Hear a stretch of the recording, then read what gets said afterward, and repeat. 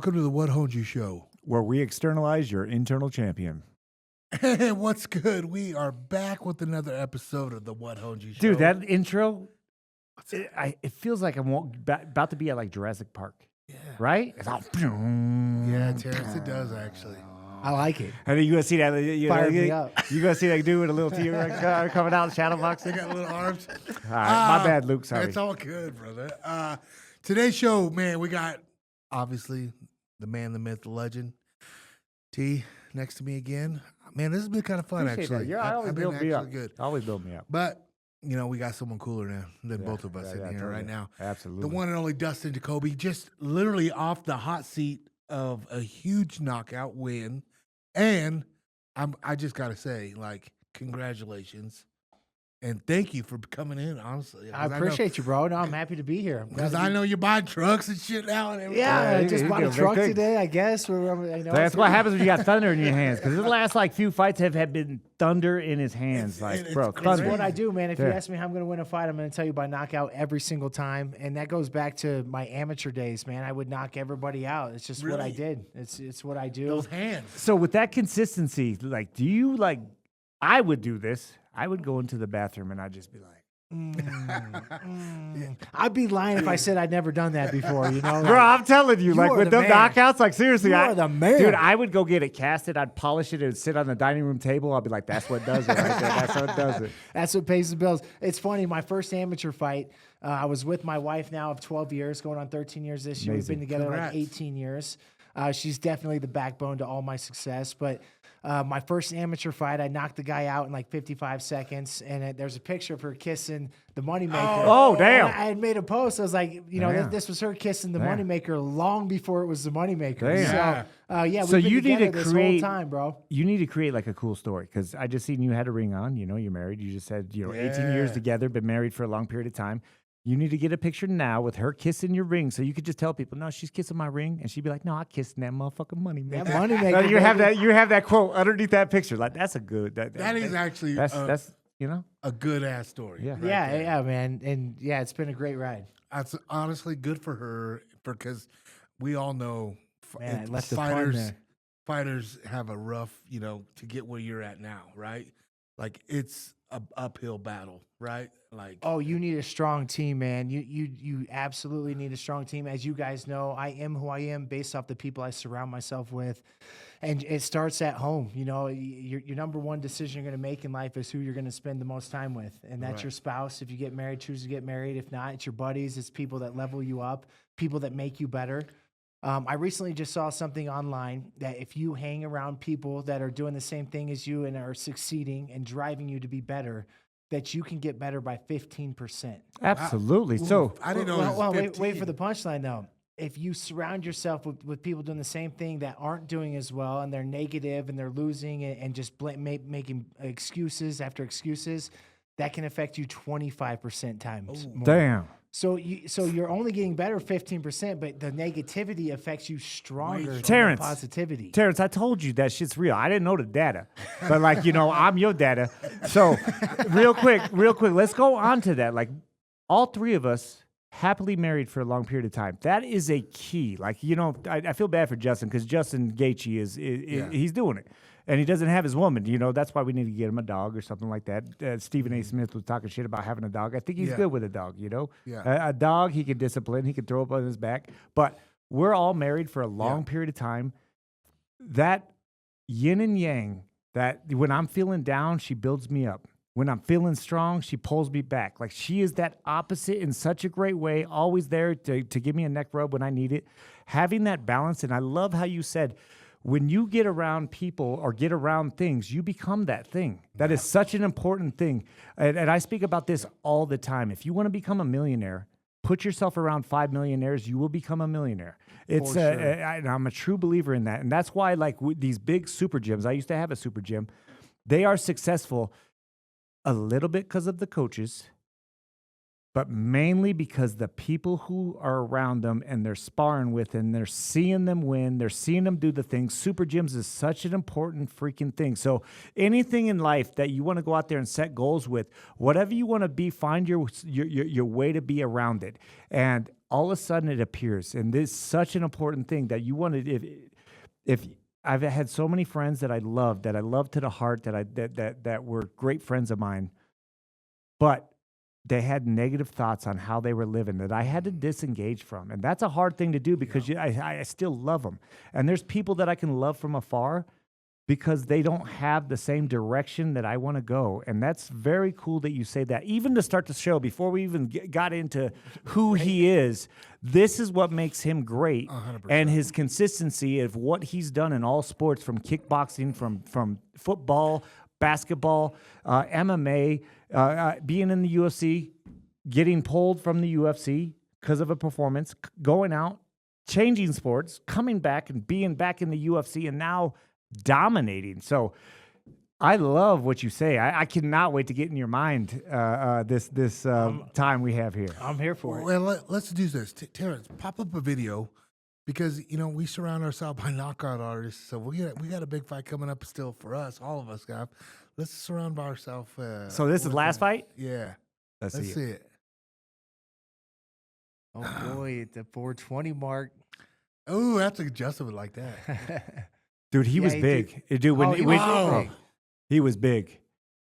Bro, I love when you push people up against the cage, Dustin. Like, you are so strong. Look at that right hand, so clean. Dan stops the fight here. I thought when I pulled away there, I tore my meniscus, man. Right there you did. I did. It's nothing serious. I should be getting over that pretty quick and back this summer. But yeah, man, if that didn't happen, I just would have finished it the first time. When I was watching this fight, I was like, Dan wants to get this guy killed. But all of a sudden, look at him here. Like all of a sudden, I was like, Dan made the right decision. He was strong too.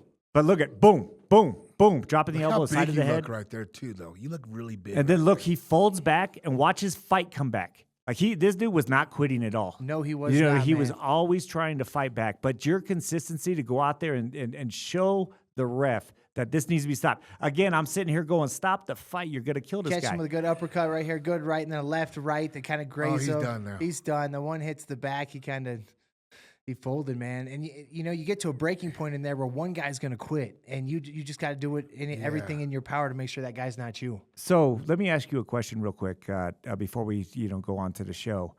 That's when you stepped up and you walked away. I've never got to experience that as a professional athlete on a stage like this. What does that feel like? Oh, man. Well, in that moment right there, I was just completely relieved because I was so incredibly tired, man. You got to get the full backstory, which you guys know, I had went over to Australia, and I was supposed to fight at UFC 325. We were talking when we were in Vegas because I was like, he's fighting. And they're like, no, he ain't fighting. So I didn't even know. I found out when I was going over there. Yeah. And then I come to find out a couple of days of being there, they're like, there's no shot of getting a short notice. A couple guys over that way didn't accept, and with the visa issues, there's no way you're fighting this weekend. So I was just like, whatever, man. I let my manager know, like, I'm ready whenever. I need to fight, like, soon. If it's not going to be soon, and I didn't want to waste the camp at 37 years old, you don't want to waste that. Absolutely. And if it wasn't going to be soon, I was like, I won't be fighting until the summer sometime. Yeah. And then a couple days later came in. How about February 7th, Julius Walker, who I'd actually trained with. He came out to Factory X. I heard that on the show. Yeah, that's cool. And when I trained with him, it was fresh after his Alonzo Minifield fight. So he was big, bro. He was 250 pounds. Like, he was nowhere Dude, he's near. a huge frame. And you I know can what? see that. One of the coolest things about this is I called him after because I had always kept up with him since we trained together. Yep. I'd reached out on Instagram. He'd reached out to me. I congratulated him on winning. He congratulated me on winning. And I just reached out to him and I told him, I was like, hey, man, I think – take this for what it's worth, but I think you would be a better fighter at heavyweight. Mm-hmm. It was like me cutting down to 185. I was one of the biggest 100 middleweights in the world, but I was not the same fighter. Guys were quicker than me. I was depleting myself. My cardio was going so fast. I had one good round in me, and that's if I could keep up with the guys at the lighter weight. Absolutely. And I told him, I'm like, dude, when I trained with him, that was the biggest thing. I'm like, dude, this he nerds out on wrestling and jiu-jitsu, and he is big. He's like, huge, I cannot get underneath him. But when I saw him at weigh-ins, he was so small. It reminded weight cuts, bro. It reminded me of when I fought at 85. Yeah. And I was like, holy crap, this guy is not as big as I remember, obviously. And if he does blow up, which I knew he was going to, he's going to have one good round in him. Yeah. And then after that, it's all me. And I just put that in my head, and that's what got me through that, man. When I got up and walked away, I was so incredibly relieved because I was just so tired. Amazing. Like that process going through your head. And when I was watching it, like when you watch your friends, it's so funny. Like when we corner, like we're nervous, but watching it on TV is such a hard thing. It is like, dude, because he started pushing you back, and you could just see his strength. Oh, and when he pushed you up against the cage for a little part of that round, I was like, Dustin, off the freaking cage. Yeah, I know. Off the cage. You hear your coaches saying it. And dude, once you got him off the cage and you knew, like, again, and I don't even know, like you know what you knew. Once you push people backwards, and I watch tendencies, you push people backwards and you get them cross that black line, they cannot deal with you, bro. Like, you are so freaking strong. The way that you leverage your punches is so consistent. Yeah. It's a work of art. And watching you touch people, it's one of those things that I fell in love with this sport because I love knockouts. Mike Tyson was a big piece for me getting into this sport. But watching you do what you do, amazing, bro. Great performance. And again, it's the people who are around me. My coach, Mark Montoya. But Absolutely. I worked with this coach in Australia for a couple of weeks. The whole 2 weeks I was there. And he basically programmed me. You're getting programmed and you don't even know it. And if you bring up my Instagram, one of my pinned things is something that he brought up. He's like, pay close attention to detail. And one thing we worked is when you get him up against the cage, feint your jab, his hand will drop and smoke him with the right. Yep. And I did it without even thinking about it in the fight. Amazing. You're just programmed in training. Repetition. A repetition, man. Repetition and just doing the same thing over and over and over is how you get great, And the basics, there was nothing special about it. Dude, it's a simple 1-2. But the basics is 1-2. beautiful when it's done. Oh, yeah. When it's done right. Kobe Bryant used to say, why am I better than everybody? Because I'm not better than the basics. Yep. I'll do the basics. I will do 100 layups. I'll do 100 free throws. I will do 100 jump shots inside 15 foot. Fundamentals are the key. The position, I'm going to tell a quick little story before we build into getting to know you. My first fight with Rose, excuse me, it wasn't my first fight. It was probably my third fight. But she went on The Ultimate Fighter and finished everybody. It was so cool to watch where we weren't coaching her and she was out there finishing people. Then we go into the first fight against Carla Esparza. And, dude, she threw 15 spin kicks, like so much spectacular stuff, like movie stuff, like awesome stuff.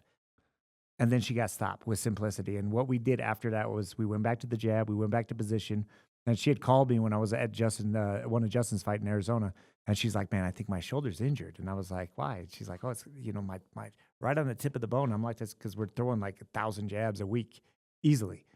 And she's like, I don't know if I can do that. I'm like, it's the fundamentals. It's the foundation, what's underneath the ground that you don't see, that a lot of people don't pay attention to. That's the fundamentals. That's what gives you a base.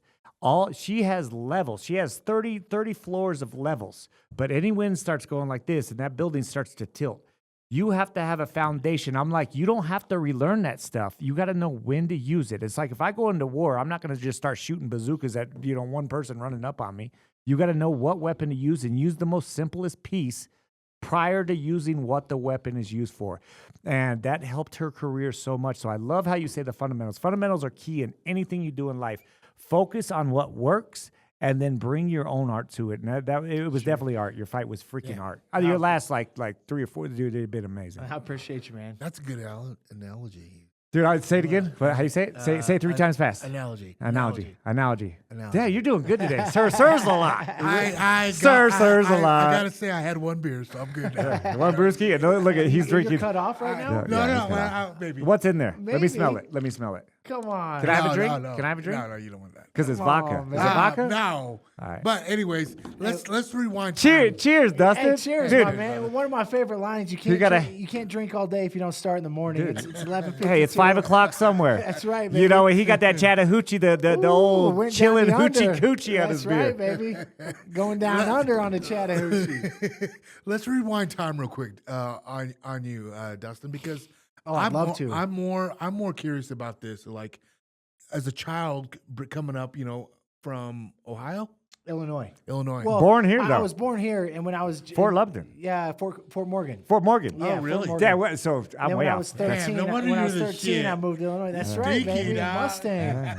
You know, there's some greats out of Where's Fort Morgan? Down just east. Out 76 as you're heading out towards Sterling. Yep. Oh, yeah, got you. Yeah. Yeah. So, okay, as a kid though, like, and I know you have a brother, right? Twin brother. Twin. brother. Yeah, twin Damn, you brother, adjusted Dan. are a lot more similar to that. so It's Very crazy. similar, man. But it is crazy. And I just find it fascinating, like, about you. Like, what was it like growing up as a kid, like with you and your twin? Yeah, dude, we were very competitive. We started doing taekwondo at like age 4 or 5. Started wrestling shortly after that, and everything we did, there was always a scoreboard. We were always, checking each Competitive. other. We were very competitive, and just very goal driven and inspired to be great, man. It's always been inside of me. I remember, and I talked with Justin about this. I talked with his mom about it. I remember being a kid, and I'd be in class, and I'd just sign my name over and over Dude, that's so again cool. because I thought about I was going to be a professional athlete. I was always going to be a professional athlete. I said I was going to be an NFL player.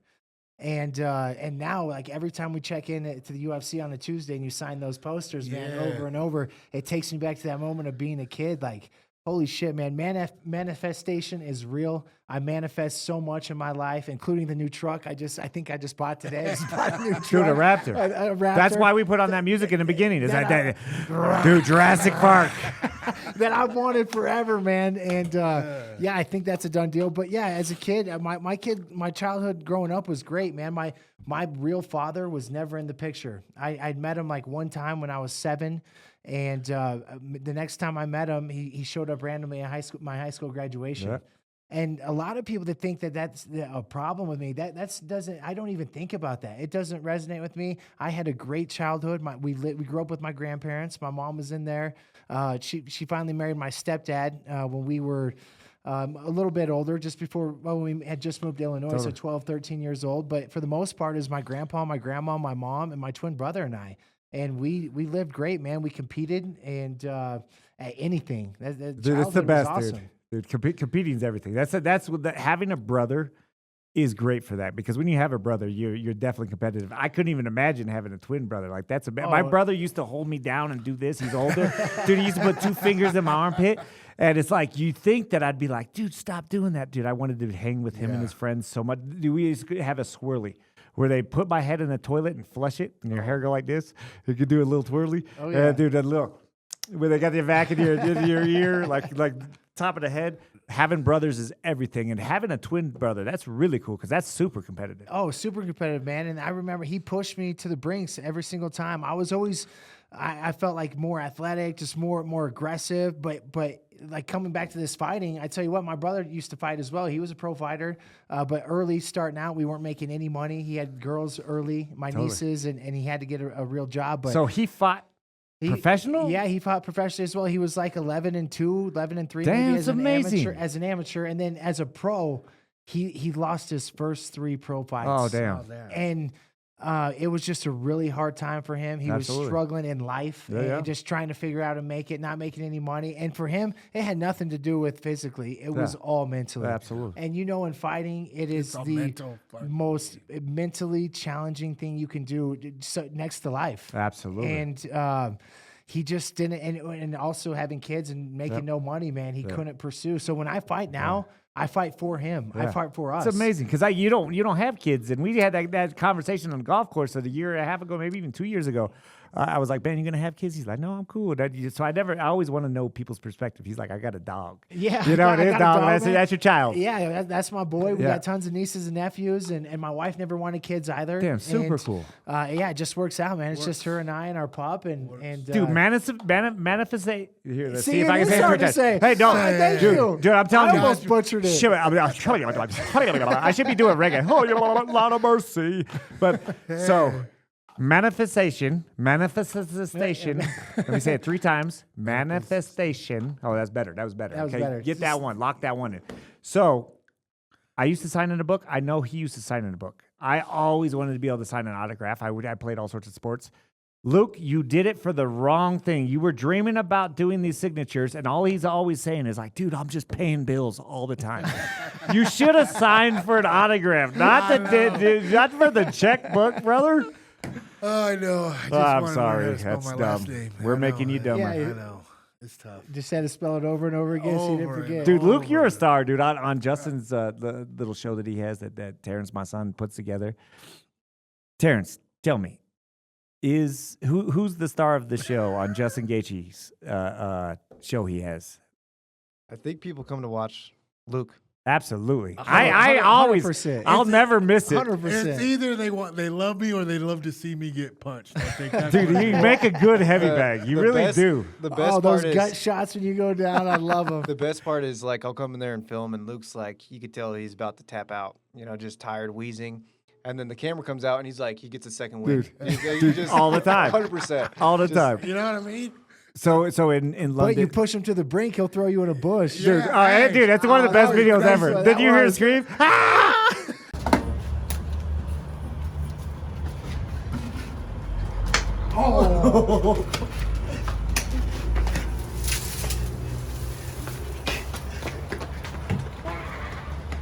So in London, my son gets to be around a lot of these guys, and he didn't get to spend a lot of time with me as we were as he was growing up, and he was playing all sorts of sports. I missed out on a lot because I was running a gym, and you have classes in the evening time, and again providing for the family. Now he gets to be a part of all this, and we're in London, and we're at the house, and Terrence brings me to the side, and he's like, Dad, you need to have a talk with Justin. I'm like, what do you mean? What about what? And he's like, dude, I feel for Luke. He's really bullying Luke, and I'm worried about him. And I was like, you're worried about Luke? Dude, and he goes like this, and he really had concern, And I'm like, oh, don't worry about it. Like, Luke's playing into it a little bit. And he's like, no, dude, I seen a look in his face last night. I'm worried about him. So we go to the gym that night, dude. And, dude, Justin's low kicking everybody. He low kicked Ben Charrington so hard, the wrestling coach, who's his UNC wrestling coach. Oh, yeah. Kicked him so hard that Ben dropped down into a wrestling stance and said, no! Dude, it was should've the shot the funniest shit. double leg on But he was kicking Luke so hard. And Luke's sitting there, and he's like, Terrence looks at me. He's got the camera. He's watching me. He's like, keeps looking at me like I'm going to say something. I'm like, Luke, off the mats. And he goes to get off the mats, and right as he gets off the mats, here's the crease to get off the mats. He gets off the mats, and he goes, and he keeps taking his foot put over the one mats, step and I was like, up. Terrence, look at his foot. I'm like, bro, he wants more. He wants it, He dude. wants more. You're a character, That brother. was the first and last time I tried saying that. I tried. Hey, I you tried. got a big heart, bro. You got a big heart. He does, man. Dude, He that's how does. good of an actor you are, bro. Seriously, you need to be in Hollywood. I'm not lying. Like what me and Justin do, they're like closer to week out to the fight, I back up Yeah. because he just has a full throttle. Like Yeah. he'll jack me up, right? Like, Yeah, And honestly, everybody's like, dude, you let him hit you. Dude, we play a lot. But there's sometimes where I'm like, oh, that one really hurt. Well, and unless you actually feel it, people don't realize, when I started doing a little bit of training with Justin and playing around with him, when you feel his punches and Dude. kicks, you understand why he Like, knocks holy everybody cow. out. 100%. It's so heavy. I mean, so what looks like just a little play on video, that's the fucking That's hurts a what it little hurts. bit. Yeah, I it hurts. guarantee it Yeah. fucking hurts It a hurts. little No, it bit. hurts. I have never talked shit to Justin at all. Anytime he's been wrong, he doesn't know that I think it's wrong. He's always right. Dude, he has never kicked He's me. like, I'm on Dude, Team Justin. I got pads on when he's hitting me. Dude, he is never, out of all his coaches, he's always fucking, there's one time in the locker room with Ben, Yeah. and he's in the locker room, and he's, pummeling, and he low kicks Ben, and I'm like, and after the second one, I can see Ben oh, shit, that hurt. And I'm like, Justin, no more kicks. Let's stay focused. And he turns around, and he's having so much fun in the locker room. He has a blast in the locker room. And as he's pummeling, he's like, fuck that coach. He used to drag me off the mats. Dude, he's like, he's getting fucking kicked. And I'm like, all right, cool. Fucking kick him. But it's I'm always on Justin's side. And you're starting to learn, dude. Yeah. With age, you're starting to get a little better with it. 45, I'm starting to get a little smarter. What happened this camp? Dude, yeah. What happened? Like he this last didn't say camp. one bad word. You know what, dude? You were going to bed on time. You were waking up early. He was dialed in. Dude.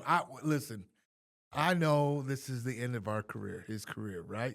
So I'm literally just focused on Justin, letting Justin be him. Yeah. And, I'm beat up. Yeah. It's I'm not gonna lie. Because you're adding days of your life. I'm like, man, let's just focus on you, Justin. It was kind of nice. Fight week was a little Dude, different. concussed Caudillo. That's why you can't speak right. That might be Concuss his name. Caudillo. Because it's like what we had slurs a lot. Yeah. What does CTE stand for? CTE. It's concussed, tarded essentials. I think I came up. with You're not Retarded even, essentials. dude. You're not even close, but that's good. I'll go with it. I mean, hey, that's what. you Not want- even, Not even- I got it. Do you What know is what it? it stands for? What's the stand No, for? I don't know. Chronic traumatic. Oh fuck. See, you got. See, I- you're I- You're I- definitely my Ens- son. Encephalopathy. Yeah, here we go. Pronunciation. Really? Hey, Junior. Do you know what Yeah. it stands for? What is it? Do you know the last word? He just said it. Chronic traumatic. Yeah. Photo friend, I knew bro. the chronic traumatic part. I did not know the E. Yeah, photo friend. Dude, that's it. So it's a chronic traumatic example. That's what we're going to use it There for. you That's go. what it. I'll That's, use and that I'm always going to better. point at him. Etc. No, the example. I'm always going to point. Chronic Chronic traumatic traumatic- example, That right is there. perfect. That is Exactly. perfect. Yeah. There's the example. You know, bob and weave. He used to say, he's 100%. like, Coach, my head's too big. I'm like, dude, move your head. He's like, dude, every time I lean to the left, I fall over. Exactly. He got like one of them Jupiters, you know what I'm saying? I had like one of them, like, I had like Pluto. Dude, he got that Jupiter. Stop. Time out. Let's get to round Headgears one. used to Quit turn on picking me. Luke. They hit me by looking through an ear hole. Headgears didn't even fit his ass. Time out. Round one. right, my Let's bad. quit picking on Luke. Okay, sorry. Jeez. All right, round one. This is what I want to know. Brought to you by Lucy. Oh, we like Lucy. Oh, I love Lucy All right, Breakers. so check it out. I kind of want to know, round one, what is the tools of the trade for you? Like, what has gotten you to the keys to success? You know, like where you're at, like what, you know, previous, like old coaches, new coaches, friends, wife. Yeah. What is that? Yeah, well, you know, I'm very coachable. I picked up from a lot of coaches, you know, even working with Trevor, the footwork stuff. I always pick up on that. But one thing we always say at Factory X is we have 4 horsemen. Our 4 horsemen is kind of what makes you, build you as a fighter. And for me at this point in my career, definitely, since we started this a few years ago, my 4 horsemen is my mind. My mind, first and foremost, it's a bulletproof confidence, short-term memory, just – I've been through it, man. Like what I said with Julius, like I had more professional losses than he had professional fights. And that really weighed on me. When I thought about that, I'm like, dude, I have been through it. And I just knew that my mind was going to carry me into deeper waters, which it did. Even when physically you can't continue. Mentally, I'm always going to be in it. And then I from there, it goes on to my heart. You know, when I fight, I have a lot of heart. I leave everything I have in there. I fight for everything I love. My athleticism, I've always been a high-level athlete, played 4 years of college football. Again, I always thought I was going to be in the NFL as all-state in basketball and football in high school, 4-year starter in baseball. Athletics has been my everything, my whole life. I've always been the team captain, the team leader, and making people around me better too. Not just taking that success, making people around me better. And my killer instinct, you know, those are my 4 horsemen, my mind, my athleticism, my heart, and my killer instinct. And my killer instinct shows in my fights, man. If I sense blood at all, and like this last fight, I actually rocked him a couple times before I really went for the kill because I could tell. You also read it out, you know. I've been in there before. It's not my first time, so I knew I didn't quite get him. But in that second round, when I threw that 1-2 straight down the pipe, and I could see in his face, that's when I knew it was time to kill. I could smell the blood. And I go for the kill, man. That's when guys are the most vulnerable. That's when they're ready to quit. I said it earlier. 2 guys are going to go in there. 1 guy's going to get their hand raised, and one of them's going to quit. And you just have to make sure that is not you. You know, I've lost many times in this sport, so I know you're very vulnerable when you get in there, and losing is a very real possibility. But right now, man, I'm just so confident and so focused and bulletproof that I feel like I can't lose in there right now. And that is just such a good place to be mentally. And it hasn't always been that way, man. When I say my mind, that's 16 years of professional fighting. That is 16 years of getting down, losing 4 or 5 times in a row. And when I was in Glory Kickboxing, I got fed to the wolves. I came in and made a name for myself right away, and then I was fighting guys with literally hundreds more fights than me. Literally 100 more fights. Guys with records of 86-22. 37-3. I fought Alex Pereira, and I had no idea who he was. He was 14-0 at the time. That was cool. And I didn't think anything of it. I thought I was gonna go knock him out. I just You're like like, any this guy other doesn't time. have lots of fights because in kickboxing, you have tons of fights. Boxing's the same way. Amateurs, you have tons of fights. I love how you put all that together. Like the organization key, like the key to being successful is you have to look at every aspect. Balance is everything. Like you could have really, really nice freaking fast tires on a car with a freaking 1.2 engine and there's got 72 horsepower. It's not going to help you get any faster. It's probably heavy ass tires not going to be able to push you. You have to get the whole package. And he just did full circle of what it takes to be great. Yep. And there's lots of people that I've seen throughout the years and got to work with where some person comes in with a great mindset, lacks athleticism, lacks work ethic. Some people come in are so athletic and they lack the work ethic and lack that the killer instinct, where they're good in the gym and they can't go out there and finish anybody because they can't pull the trigger.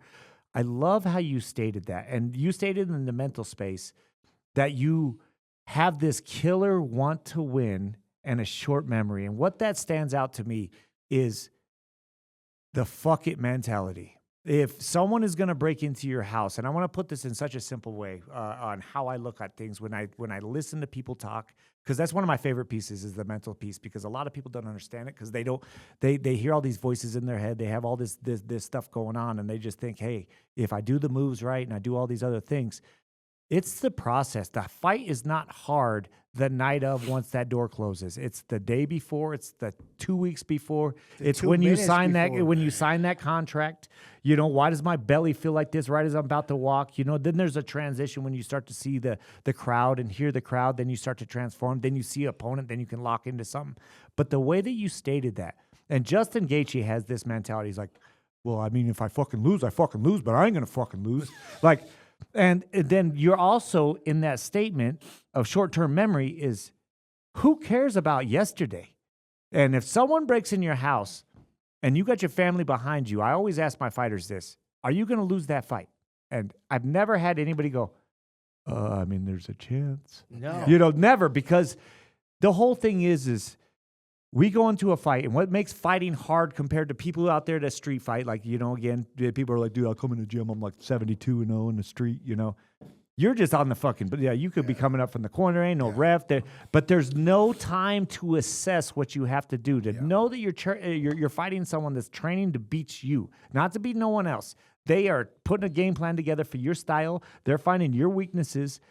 And when you go in the mentality of going, dude, there's no way I can freaking lose because I can't. If this person that gets in my house comes through that window and my family's behind me, if I'm done, they're done. And that goes into another piece of what you said is the heart. Fighting for your nephews, fighting for your brother who couldn't do it, tackling fuel. The water's better. Dude, you have to have tackling fuel. And tackling fuel is your purpose. Like, why would you come in here and do this? And that is really cool. Again, I want to just go over and over why this stands out to me and why you're doing so good right now. And it takes a lot of time to figure this out and to accept it and to understand we might fall, but we always get up. And when you get in that mentality, I love seeing people get knocked down. It's one of my favorite things. A lot of people always ask me, like, dude, Trevor, you smile when your fighters lose. And I no, I cannot wait to go pick them up off their shield. Yeah. There's nothing that makes me prouder than when someone goes out there, unless they quit. That's different. You ain't going to see me smile. If it's something where we're, in a great piece, like when Justin got stopped by Max, I didn't have a smile. Like the way he fought, like we needed to try that. That just sucked because we weren't winning the fight. But if someone is like when Kamaru was winning and he got head kicked, like, bro, you dominated this dude. He just threw a shot, caught you. You fought so good. I couldn't wait to hug him and sit by him and go to the hospital with him. That type of mentality is what makes a fighter. It's not how you go down, it's how you get up. And the way that he popped up and he asked me, and I was like, bro, yeah, you got stopped. And he just looked at me like, he wasn't mad. He was like, part of the game. And that I love from a coaching standpoint. But the way you guys are built mentally, physically, your machinery, your athleticism, it doesn't just happen overnight. The amount of time you put in athletics stands out. your family base, you're growing up. Like if you're a parent, put your kids in sports. It's one of the best things. I think sports brings more value. And again, this is all perspective, but to make a leader, not a follower, not someone who's going to do what everybody else does, put them in athletics. And when you find athletics, they need to know how to play on a team. They don't need to know that social piece. But once they start to get good at that, find something that's simple and by themselves. And it could be as simple as freaking tennis. Yeah. But find something that's one-on-one where you have to hold the accountability. And once you start to hold accountability and not blame and realize, even if someone else did fuck up, say my coach got the wrong game plan, still not his fault. I need to be accountable. Just like when my fighter loses, I lost with him. I need to be accountable. Yeah. You find accountability. And this is why I love the sport so much and why Daishiki, you could take Daishiki out the hood, but you're never going to take the hood out of Daishiki. And this is why I love this sport. Once you get into the sport and you fall in love with the strategies and the pieces that make you great, it stands out with you, with Dustin. And I'm blown away by your intelligence. Like, this is really cool to listen to. Oh, I appreciate you, man. I always say often, over and over again, that the Hanyak is forged in fire. You know, this didn't happen overnight. You know, this happened from losing. This happened. It takes a guy. In that fight with Julius, that was a hard fight, right? He arguably won. Actually, he did win round one. I didn't feel like I was losing, but he did officially win round one on all the judges' scorecards. It was definitely close going in there, and I was like, "Come on, Dustin!" It takes a guy that has lost, that has been drugged through the mud, that has been just held underwater, to know what that feels like, to rise up to the occasion and to win the fight. Absolutely. And I knew when the times got tough and the going got tough that I was going to be that guy to rise up and win. And I proved that, you know, when I fought him. And yeah, man, it's just like I say, the Hanyak's forged in fire. And winning's hard, right? Oh my God, so hard. But losing's even harder. Yep. Losing is so much harder. To go home and deal with, like, knowing you got half your paycheck, to look at your family in the eyes and know answer what you questions. Got. And answer questions, especially the hardest piece for me is answering questions to people that don't know. Yeah. Like, who have never fought. Like they might have competed a little bit, or if they've never competed, it's even harder. Like, why did you lose? Like why, you know, the hard part is I had a conversation with Vinny Lopez, and being a winner or being a champion, it's a walk. And Vinny Lopez had lost a fight one time, and he was in the back. And naturally, when we lose, I want to let everybody know out there, we all shed a tear. Some will shed a tear with no one around, and you'll never know they cry. Some will shed a tear in front of their coach. Some will shed a tear in front of their team. Some will shed a tear in front of their family. And with Vinny, he shedded a tear with me. And I was right there with them, shed a little tear with him. And, I told him, like, and he was hard for him to shake this one. And Vinny was one of those guys, he was so good in the gym. He hit so hard. He was such a good human being. And it was hard for him to shake. And I said, Vinny, you know what? And he has a big following. What makes it a little harder, you know, when you're fighting in front of a lot of people. Sure. And I said, Vinny, right now we need to go out and you need to stand proud, which is the hardest thing as a fighter because you let everybody down. And I'm like, dude, put it this way. They would come and watch you play ping pong because they're supporting you, what you do. They don't want to fight. But if you're fighting, they're going to come out and watch you fight. What they're worried about right now is that they see you down. They're going to worry about how you're going to be for the next 2 weeks, the next 3 weeks. Are you physically injured? Do you have head trauma? Most importantly, is this going to break your spirit and turn you into a different person? Because it's hard to freaking lose. And I said, go out there and thank everybody for coming and say, I can't wait for the next one. God, that was fun. Now it makes all of your followers and all of the people that watch you go, oh, it's just a game. Because it's not a game to us. Like, it's not. Behind the scenes, it's like real. Like, one of the hardest things to hear when you're a child is, my dad can beat your dad. Or like, you hear shit like that. I had a dream one time where my dad kept getting pushed in the pool. It was the hardest thing for me. I'm like, Dad, get out, do something. And he get out, and the guy was little, and in my dream, and he pushed my dad in the pool. I never told my dad that. So, Dad, if you watching that shit, that shit hurt, man. Wasn't real, but damn. Yeah. That shit hurts. And being a fighter, we take everybody on our shoulders. And that's what's so cool. The hard part is, too, like, I got knocked out in a street fight that I didn't even know until the next day. Jake told me the next day I ended up in a flower pot. I'll tell that story at a different time. One of the funniest things ever. And that's hard.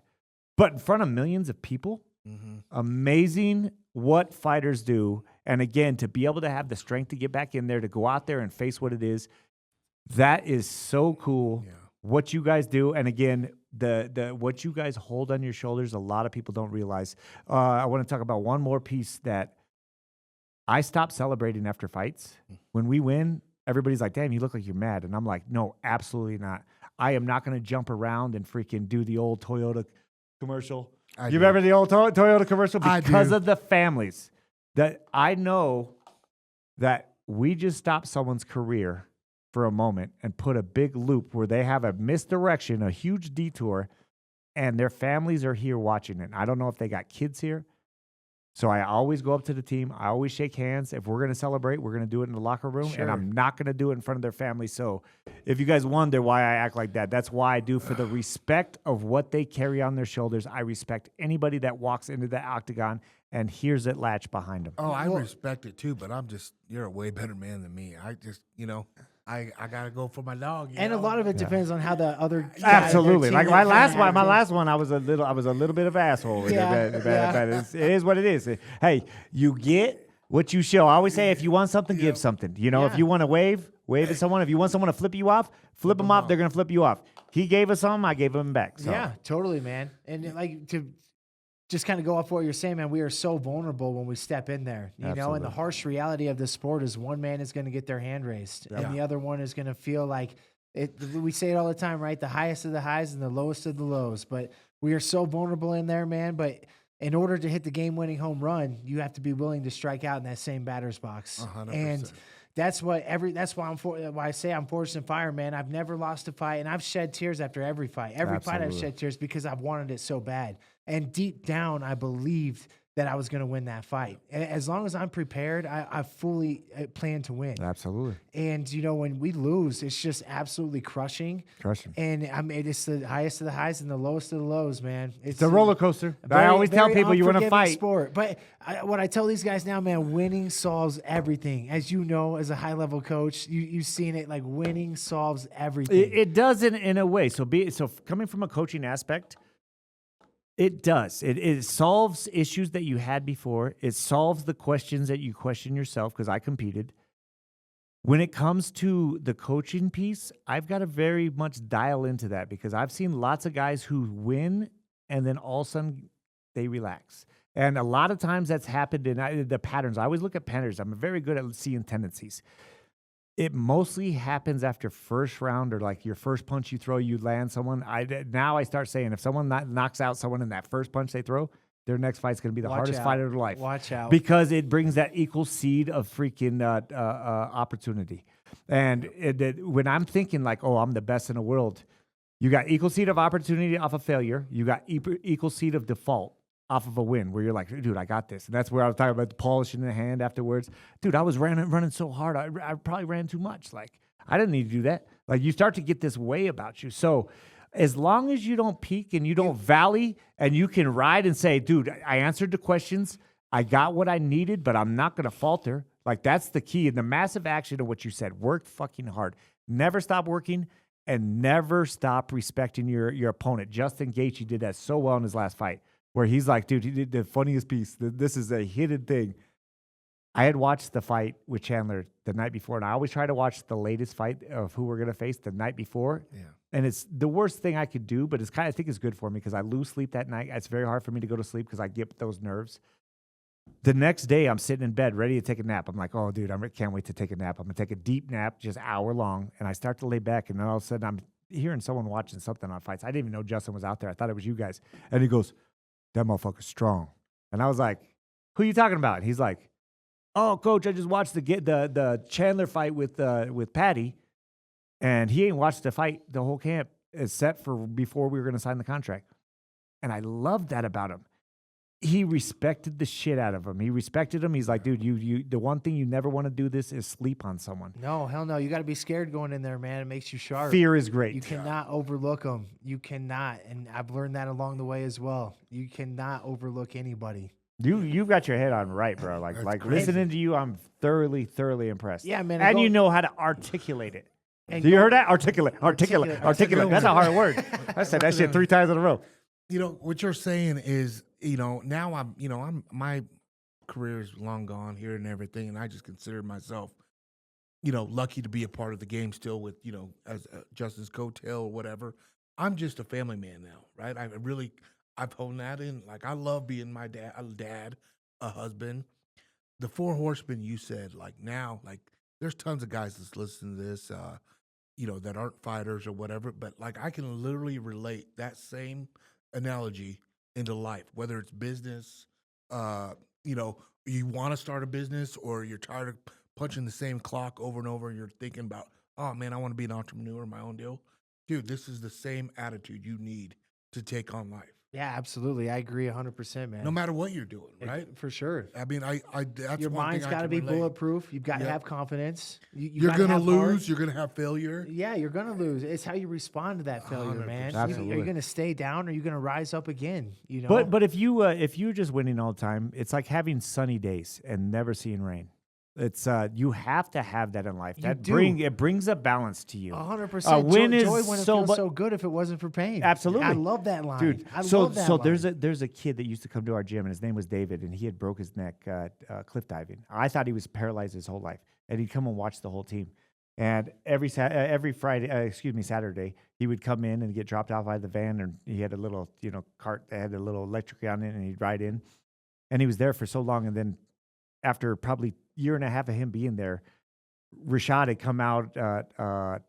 He was out for 2 years, and he's coming back to training after surgery, and he gets hit by a group from the side, and he drops, and he's holding his knee, and I'm like, damn, man, he just got out of it's been 2 year layoff. And I look over, and David's just like, dude, like smiling, like almost crazy. Like I was like, dude, it looked like he was just so happy to see Rashad lose or like get hurt. And I remember when he was leaving that day, I was like, hey, David, I was like, hey, see you later. I was like, hey, can I ask you a question? And he's like, yeah. And he's like, I was like, do you not like Rashad? And he's like, dude, I love Rashad. He's my favorite. He's my favorite.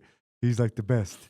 And I was like, oh, okay. I was just wondering because he looked like he was happy when he got injured. He's like, oh, no, not at all. He's like, I just wish I could feel pain again.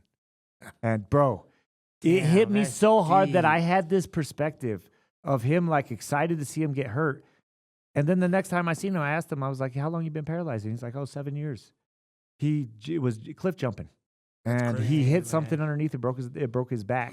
That's crazy. But that right there just kind of shows that he wants to feel. He didn't say I want to feel pleasure. He wishes he could feel pain. Like that is crazy to me. That's one of those things that once you start to understand the balance in life, that you have to lose to win. 100%. You have to. 100%. Don't never think that this world was gifted to you. Because I see a lot of people that get out there and they're just like, man, I'm born for this shit. I deserve this. Once I you stop deserve working this and you stop working your physical attributes and you stop on the confident piece and then you start thinking it's you and not the people who have helped you, because there's thousands of people that have helped me get to the point that I am. And they're competing coaches that I compete against. They're people who have told me things that were so hurtful that I don't even know, that I was like, holy shit, you're actually right. Yeah. Like Sure. I've learned from thousands of people, and they were my friends and they weren't my friends. So we have to understand the balance of life, that pay attention to what's going on, balance yourself, and then just understand what your goal is. And it's up to you. Like, who cares what other people think? Never tell people your goals, because they're going to be like, oh, you ain't going to make it. And it's like, no, you couldn't make it. Watch me. Yeah, man. It's about keeping that neutral mindset, too. The same people telling you how great you are and you're the best That and could break you down. untouchable. The same people that tell you, oh, this guy sucks. He doesn't deserve to be there. None of them are right. It's about riding that wave right in the middle. Hear not getting it, too high, not assess getting it. too low. Neutral mindset, man. That's one thing. Trevor Moad, It Takes What It Takes. One of my favorite books. I'm a big Audible book guy. Damn, that's a good ass name. I'm Must telling be you. a good ass writer. Hey, and R.I.P. too. He was actually a good buddy of Lauren Landau's. Yeah. Died of cancer. Yeah. He was Russell Wilson's right-hand man, mental coach. Dude, look at you studying. That's so important, dude, guys. it is. And Find I'm out telling from you, the greats. Listen, man, It Takes What It Takes by Trevor Moad. That book, I'm telling you right now, you should go be in your queue, your library right now. 100% start that. It changed the way my thought process went. I thought he was talking about when Trevor was in Moab and passed the fuck out, and dude, I woke up, all my last friends was weekend? gone. I was like, which way? I was like, which way is freaking west? Hey, beer man, beer me. Hey, Hey, let me hey. ask you this Hey, real beer quick. man, Let me beer ask you this. I told you that was my call word. Let me ask you this. Take me into like your balance. Like, you're talking about, I know you like to golf. I know you have to train, a full-time fighter. You have a wife. What's an average day in camp with you? Yeah, an average day in camp. I got strength and conditioning Monday, Wednesday, Friday at Landau Performance, and I do everything super early in the morning. I'm a morning guy. I Nice. get after. I get it. That way I can golf in the afternoons, right? Yes. But yeah, and then we have our What training. the We have our training at Garcia's Factory X. there. Thank you, sir. Dang, no one likes to drink alone. Thanks, Holmes. I do all my training at Factory X. We have Hey, hey, bring me a beer. I'll have a beer. yeah. I've get never had a beer on the Get show this- before. Let's go. It's Yes. 5 o'clock. I'll take a beer. Yeah, You want absolutely. some He's having a Colorado beer. Kool-Aid The or- way that sounded with the microphone, it was like, It just- Those mouths are blue. damn. yeah, baby. So what does that mean? So Does that it- mean the beer's cold? I don't mean yeah. to disrupt. Beer's Okay. cold. Yeah, from Yeah, blue. Cool. All my Technology. training's done by like 2:00, and then I usually play a game of golf every week on Wednesday, and I have a weekly game. I usually play with Justin now every week, and then yeah, man, and try to balance the life at home. My wife works remote, so she's at home 24/7. So Nice. yeah, man, she's the backbone of our team. She keeps me in line. She keeps us all in line, and That's awesome. yeah, and then keep finding time with her as well. So How many times do you spar in a week? we just spar. So we do some rounds on Monday and Friday. Okay, We do our hard sparring on Fridays. And then Monday is like our stand-up Muay Thai practice where we're sparring for 30 minutes at 3-minute rounds, 45-second breaks. So we're getting a Oh, that's good, different. yeah, we're Nice. getting a good 15 rounds in probably on Mondays. Oh, cool. And then, hell, the past couple of camps, man, I really haven't sparred too hard. Getting a little bit older, 37, just trying to get. Damn, are you and Justin twins? Yeah. Well, yeah, I know, right? Jeez, bro. Yeah, I know. We're both the same. We're both 88 models, Damn. born the same year. Holy shit. Both twins. It's crazy, man, and it's crazy that it's taken so long for us to connect. And Yeah. but I feel like he's a buddy now. Yeah, and totally. and he's got a small circle too. Yeah. And like he told me after a few times of hanging out, he's like, "Man, you got a lot of friends." Yeah. And I was like, "Well, bro, I got a lot of good people around me, and probably." I have more friends in the friends' eyes than what I see in their eyes. I'm just a nice guy. I'm Yeah, friends totally. with a lot of people, but there's just a few that I could go to Absolutely. that I trust and respect 100% tenfold. And yeah, man, he's like, you got a lot of friends, man. He's like, I don't know if I should watch you or not, or hang with you or not. He's jealous, dog. Yeah. He's Yeah. jealous. Well, he's He's Justin, real. man. He's Yeah, real. he's Yeah. real. He's starting to come out of his shell a little bit more. I think you guys know him way better than me. So one thing with Justin that stands out to me that is very similar to you is he's never been a yes man. And what I mean by yes man, when he's super coachable. So anything that comes from an expert, he's going to be like, oh man, I'll do it. I'm not going to, counter it, but he'll counter certain things that he doesn't agree with. But what I mean by yes man is with people. If someone says, hey man, you want to come over tonight? I'm like, I turned into a no man. I ran gyms for so long and I had so much being around a lot of people and taking care of so many members that I had to become a no man because I lost so much time with my family. So I had this adjustment. He's one of those guys that he'll go out to dinner with someone that, and I love that it's no rankings. It could be someone he just met, and if they're cool and they're not asking him for things, absolutely he will. And he's got a huge circle that he doesn't know. Yeah. He's always like, I'm so lonely, I got no one to hang with. I'm like, dude, anybody would hang with you. And you always say yes to anything that people say. And he treats people right. He's always the same. He never changes.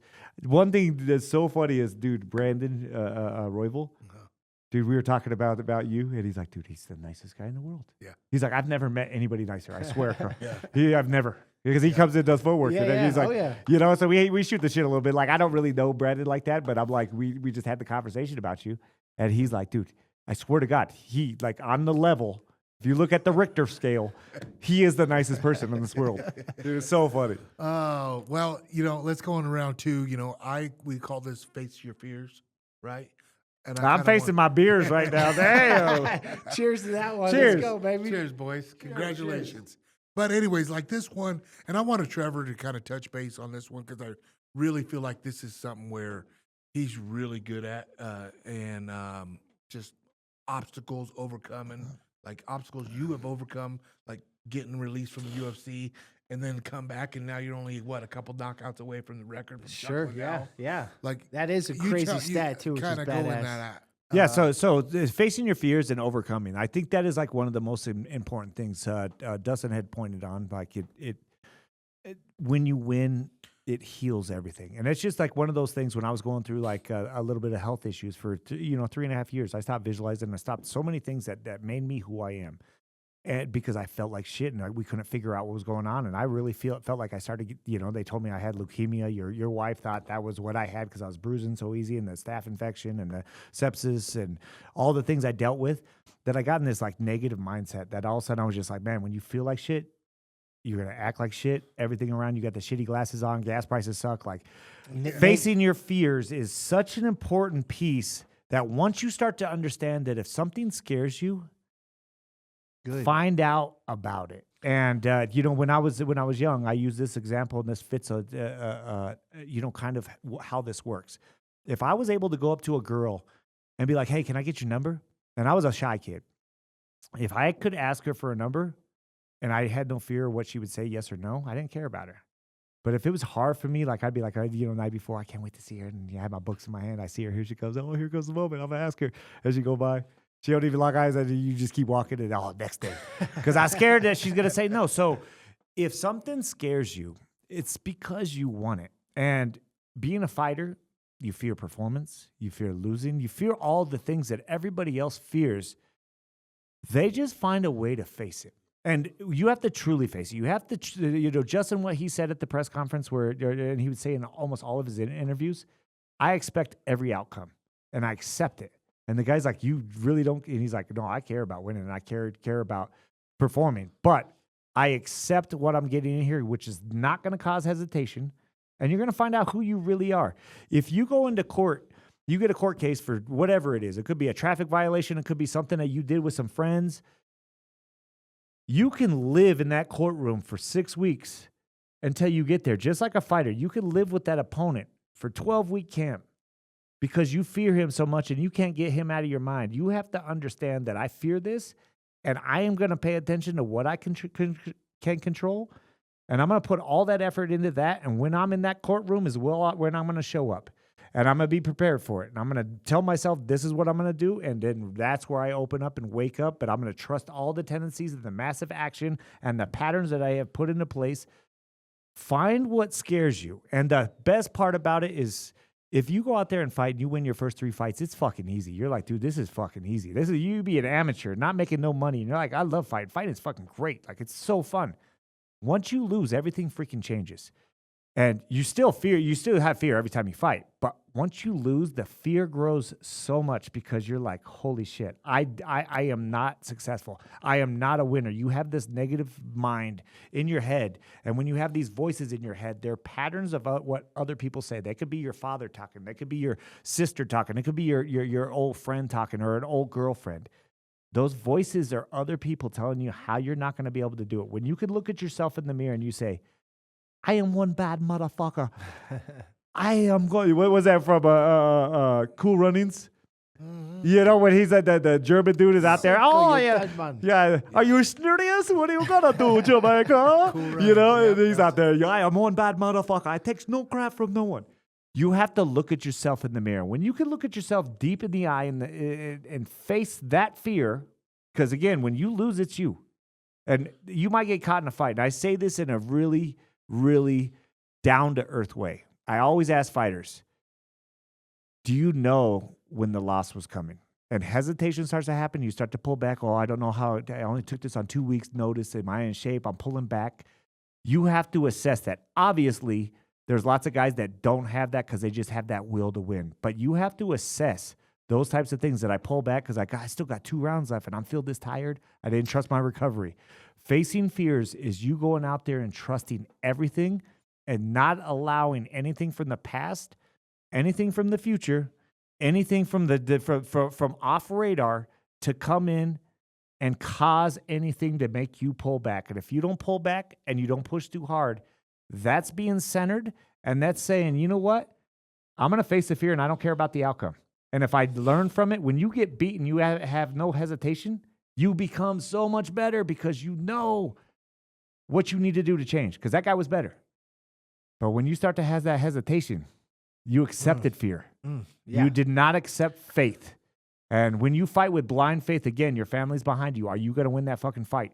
Faith is 10 times better to face than facing the fear and running. So that's, I just want to kind of put a statement in there that's overcoming things. And this could be disabilities. This could be overcoming losses. This could be overcoming injuries, which I've seen lots of guys like Rashad. That was one of the hardest things for him to overcome.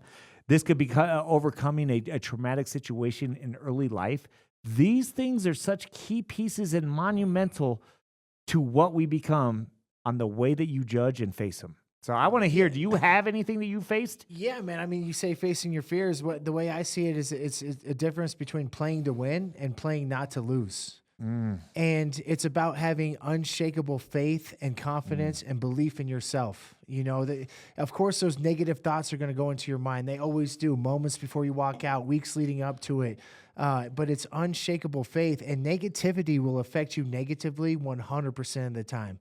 So you got to get rid of those thoughts. It's unshakable faith and belief in yourself. And listen, man, I've never been scared to chase my dreams. I've never once thought about what happens if I lose. No, I always think about winning. Like I said earlier, if I'm prepared, I 100% plan to win. And I have never once been scared to drop the ball. I have never once been scared to go out there and embarrass myself. I think if there's something on the line, man, there's a scoreboard or anything on the line, there's pressure. Pressure is a privilege. And that Pressure makes rise, diamonds. and it makes me rise to the occasion. And like I said, man, I never once, and that's just something I've been born with, the confidence and desire and belief in my own heart to never give up and never be scared to fail. And I never will be. When I go out there, there has been moments in my career where I think about the losing, or I think about what if I lose, or you know, this guy's so good here or there. If there's ever a sliver of doubt that you're going to win, you just opened up a huge door, or that you're not going to win, you just opened up a huge door of the possibility of losing. And you cannot have those thoughts, man. It's unshakable faith, unshakable confidence, and just a deep desire to win. You said You're you were human. born You're with it. human, man. You're Everyone's human. Go human, ahead, bro. No, you're human in that. Yeah. Everybody Everybody has those that. thoughts. Everybody. Yeah. They're Everybody like has you're those not the only thoughts. one. Yeah. If you have fear, like everybody has that. Yeah. I mean, it's just how you overcome them, right? And how you speak about it, how you're real with it. Again, if you're like, dude, I'm not scared of anything, like bro, come on. And also your preparation. If you were prepared and you were confident, That's the confidence. that's the confidence. Preparation is confidence. It is confidence. You man. did say you were born with it. And I want to talk about that subject a little bit because I don't think anybody's born with anything, but there is something very unique to you and Justin that is similar. Very similar. You were born with a brother that's the same age, that's competitive, that you competed from day one. Like I haven't got to experience that. Like again, hearing that, I would usually counter that and be like, bro, no one's born with anything. You go through experiences, and it's how you work through those experiences that create this mold. It's kind of the motto of how I built Onyx Sports was we believe champions are honed, not born.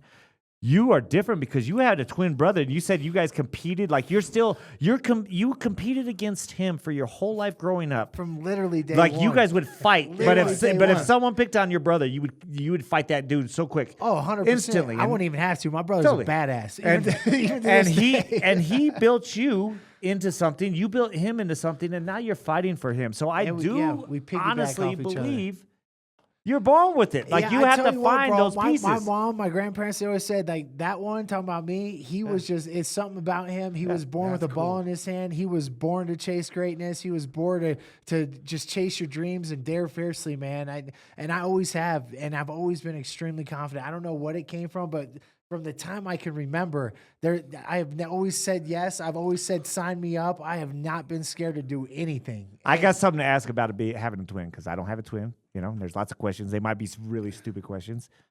So is he left-handed? You right-handed? No, we're both right-handed. Dude, I was gonna say because it's like you hold hands. You like I got the left hand. You got the right hand. Like you connect like what what was it? Only he would think Voltron of back that. in the day. Like seriously. Like who's the funny one? Are you both funny? I would think he's probably more funny. I don't think I'm very funny. Who's the romantic guy? I don't think either one of us are very romantic. Damn, to be I'm honest. so off on my perspectives. I thought like a twin. Like if you come out and you're like identical, you're not identical. Like one's got like he got the look, the other one's got the smile. Yeah, I don't know, man. We've just piggybacked off each other. Sorry, those are dumb questions. You know? No, those are his like left hand, right. Who has the bigger Johnson? Darren, you want to tell him? I'll let my brother tell him. Dude, that's fucking. So I picture you that's what having I'm a twin saying. brother. I guarantee you, they never done this. I picture you, Luke, having a twin brother, and you guys are both. Let me put these down. You guys both in the mirror doing helicopters. Dude, I can picture you like that. Anyways, well, this Bad one goes, visual. Sorry, guys. goes right into PG-13. Terrence, you gotta step on me when I'm doing stuff like that. Well, this brings me right into round 3 because like this is something Trace. we kind of just touched on a little bit. Like you're inner champion, right? And like what are your goals, your visions now? You know what I mean? Yeah, but yeah, goals at this point, man, are just like etching my name in the history books. Like you said it earlier, I'm knocking down that knockout record Chuck against Chuck Liddell. Liddell, which is Dude. blows my mind. Right, You know, when I dude. first got into this sport in 2008, my brother called me up, and I was in college. I was playing college football, and he's like, "Dude, it was a Tuesday. It was like a Tuesday." He's like, "I'm getting in a fight this weekend." And I'm like, "A fight this weekend? What are you talking about?" He's like, "Bro," I was like, "A fight just happened." Like.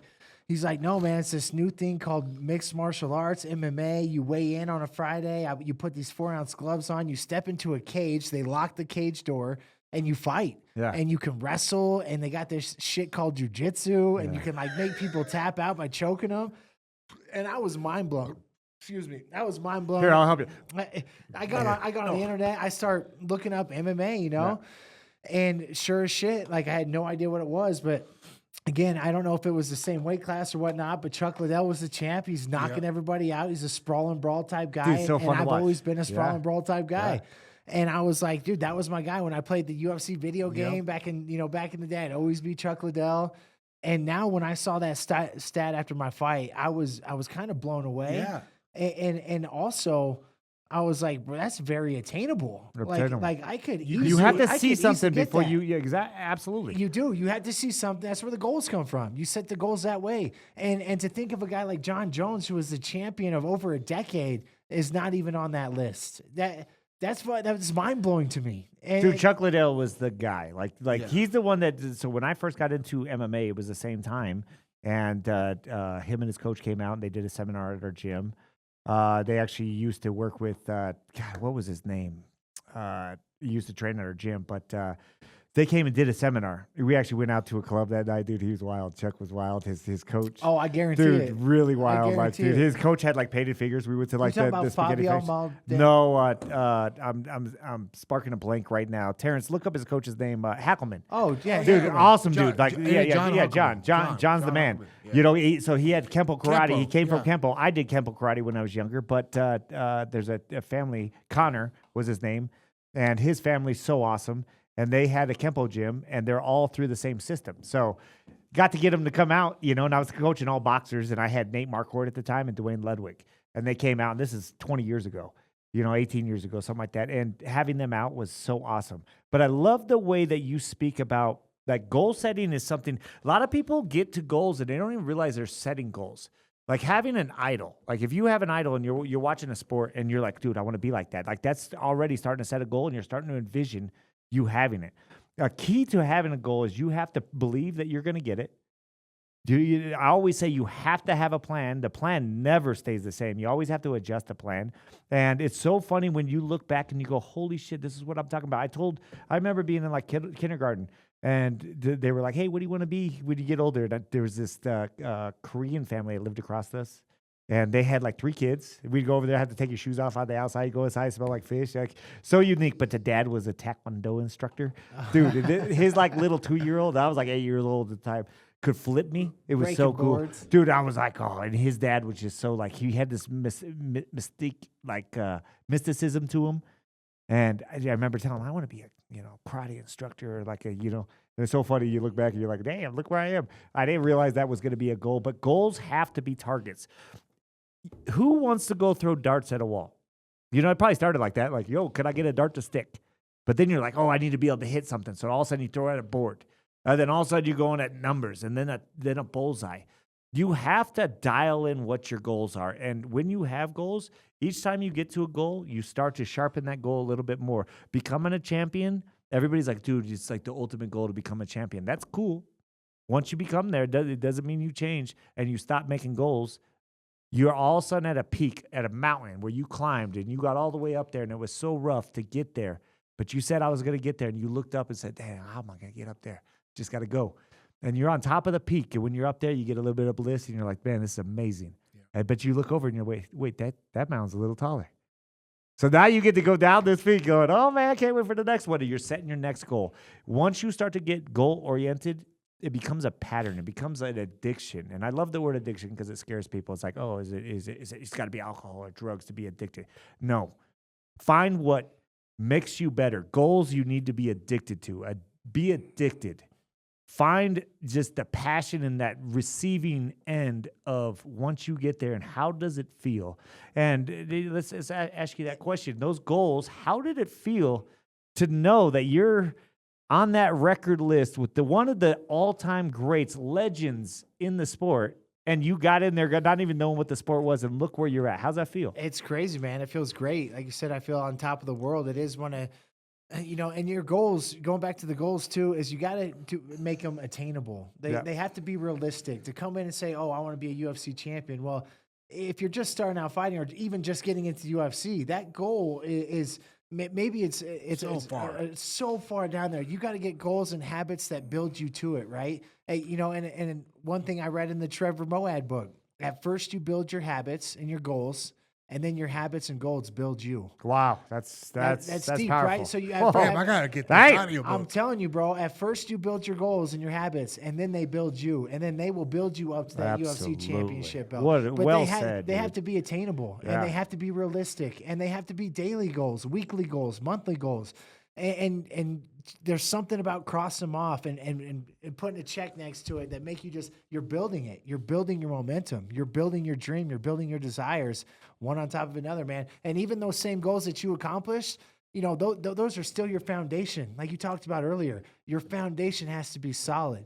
Those goals that you achieve, that's your foundation. That's when shit gets windy and shaky, that's going to hold you in place and hold you rock steady. Dude, it's amazing how you said that. I love how you said, hey, being able to have your goals and your actions build you. This comes from patterns. Yeah. You said one goal at a time. I have this philosophy that you win a championship one round at a time. It starts off one round at a time. Then you win one fight at a time. And that's how that pattern starts to get created. If you look at the top of the stairs, that's a shoot to the moon goal. I'm talking being like a 2-year-old baby to learning how to walk. Like, oh, man, I can't wait to get up there. I see my parents walking up and down those stairs. You can't get to the top of the stairs without accomplishing that first step. And that's very important to understand. That's what goal setting does. And Celebrate them. Enjoy them.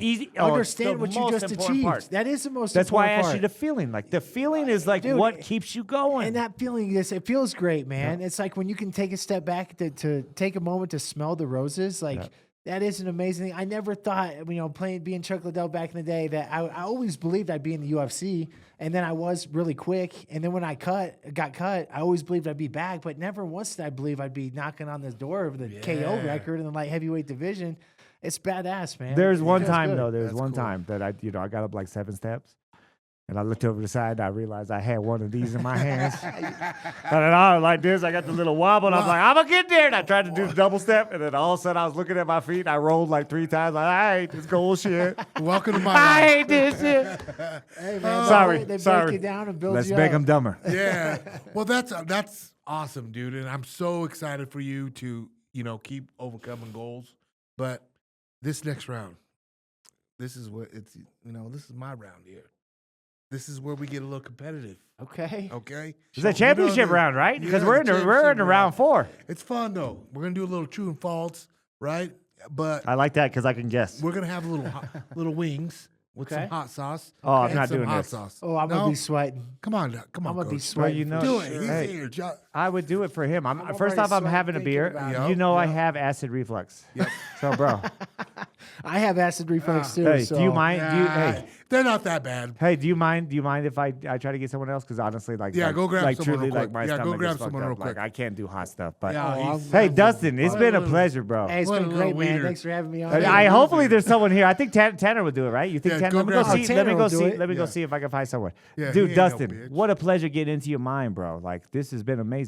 Hell yeah, I appreciate you, man. You know, This we've got to studio's talk in the badass. cart. Like you know, we got to go golf again. For Definitely sure. got to do that. That's going to happen for sure. Absolutely. But it's cool to hear what you have to say too, man. You're a coach that I've looked up to for a long time, and I remember when I started chasing this dream. Yep. I looked at the Grudge Dude. Training Center. Yeah. I knew I wanted to be out in Grudge, Colorado. you better grudge training center. So crazy. Did you Long train time there? ago. Yeah. Yeah, man. I knew I wanted to be out here, and I didn't quite make it. I didn't pull the trigger quick enough, but I ended up out But here, and it's great to Look what fate has gotten you. Yeah. Look, you've It's been amazing. with Coach Mark for how long? Dude, now? amazing and coach. manifested too. One of my favorite. favorite people. Like I love Mark. Love him. Mark is one of those guys that I love how he. First off, Mark has one of the most like dedication and just like mentality to be a winner. Like this guy is a freaking like he lives the freaking win, and his mentality of like there I've not seen in other coaches, and a lot of coaches they step back and they're like, hey, we got to adjust at this. Greg Jackson was one of those guys. He's like, no, we're gonna get better. He was like Kermit the Frog. Greg Jackson was like, hey, Kermit the Frog here. Oh, Jan Jones, keep your hands up on me. So he had like this Kermit the Frog type act. Yep. Dude, Mark has this will to win and want to win, but never will break him. You'll never see it in his face. But I know people, and I know auras, and I know through conversation. That guy's a freaking winner, and I love being around him. Being around him, his family's always around him. Awesome. His children, like, dude, what comes out of you and that's around you when you're a great person is going to be a great person. What comes out of you and is around you when you're a bad person is going to be a bad person. I used to say it in boxing all the time. You see these tough guy boxers that would be coming up to the ring, and this is when I was coaching boxing. And you see the guys that walk up and they're assholes to everybody like this, like just looking at people. I'm like, well, look at the coach. Guarantee you that's what the coach is doing. I was that coach that's always like, hey, man, good luck to you. Like, show the confidence. And my fighters always acted like that. You start to act like that to the people you're around and your leaders. He is a leader as a father. He's a leader as a coach. And, man, you found the right guy. Like, you could see it. Look at what's happening with your success. So it's so cool because he's been a great friend of mine. I've been competing against him for over 20 years. It's so crazy. Over 2 decades. And every time that I face one of Mark Montoya's guys, I'm like, God damn, this is going to be a fight. This is going to be a fight. And then getting to go over there with Nate Marquardt, and I don't want to drag this on too long, but getting to go over there and seeing the different, like you talked about, oh, that's different, 3-minute rounds with 45-second breaks. He's very intelligent on mixing in the technical piece so you can learn so you're not getting cracked and everything goes out the window and all of a sudden you're just fighting again. He's very intelligent on bringing the technical aspect into it, making the team work together. Like he's got everything. You know how I write everything down on the board? Yeah. Every sparring session, he's got everything written down. Who's going next? Who's got to fight? I have to give him his flowers, man. He's very structured. He's very detailed. The man. He's very driven. He wants to win as bad as we want to win, if not more. He's a winner, dude. The way he beat his kidney, I won't go to details until we bring Mark on here because I want to invite Mark as a co-host. I want to have him as a co-host. I want to bring his stash too. Yeah, that thing's becoming badass, right? Yeah. He's gonna be like this. Light and registration, please.